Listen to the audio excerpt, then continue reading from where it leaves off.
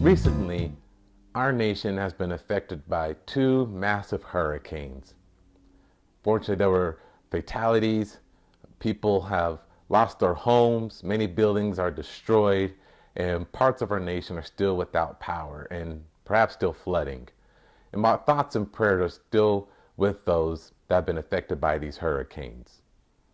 Prior to Hurricane Irma approaching Florida, Key West area turned their two-lane two-way highway into a one-way two-lane highway north to expedite the evacuation. Many people left, tens of thousands of people packed up and shipped out of there, while there were still a few that decided to stay and ride it out. Many thought they were crazy. I mean, this is one of the biggest hurricanes that the U.S. has ever seen, and they're going to decide to ride it out.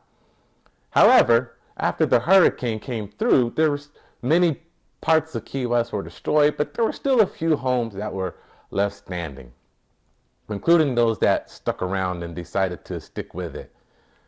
When interviewed by those who stayed and the houses still stayed, they were asked, what gave you the courage to stick around, to just stick and ride out this hurricane? And they responded saying that, their house was built on a solid foundation.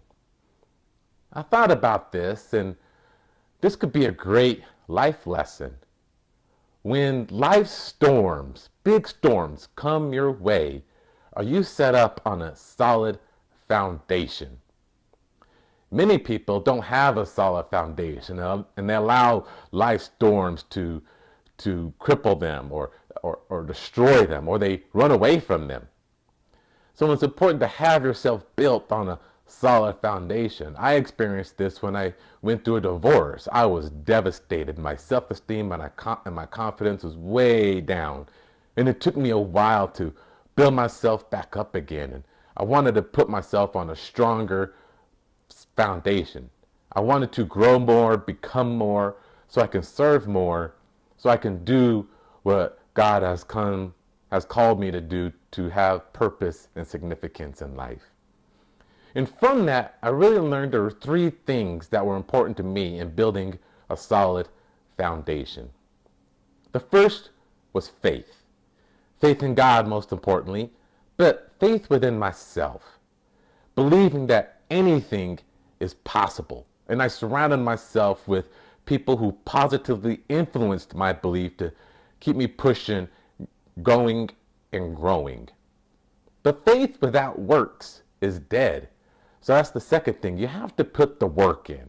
And I developed a strong, disciplined work ethic that allows me to keep the momentum and keeps me focused and keeps me believing in what I can accomplish. Everything that I do within the bank where I work, my business, where I teach, my nonprofits and the boards I sit on, all revolve around the role that I want to play here, my calling and what I want to accomplish. Which is the third thing. I work with purpose. You got to have some meaning in life. You got to understand your why you are here. Because when life storms come at you, you got to know what's going to drive you, what wants you to overcome the obstacle and go through the storm so you can keep moving and growing. Many people allow life storms to destroy them because they're just living day to day. They're not living for something to look forward to. They don't have the drive and the ambition.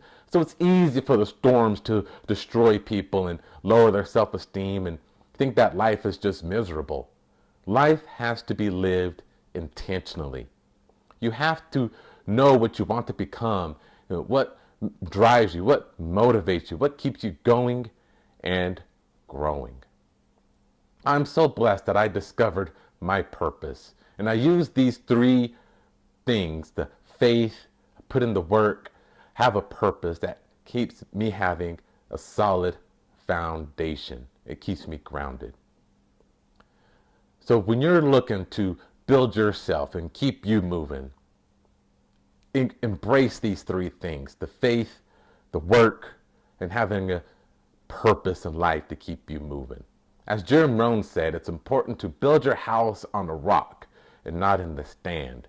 So you can withstand the storms that come in, and you can keep growing and moving towards your purpose.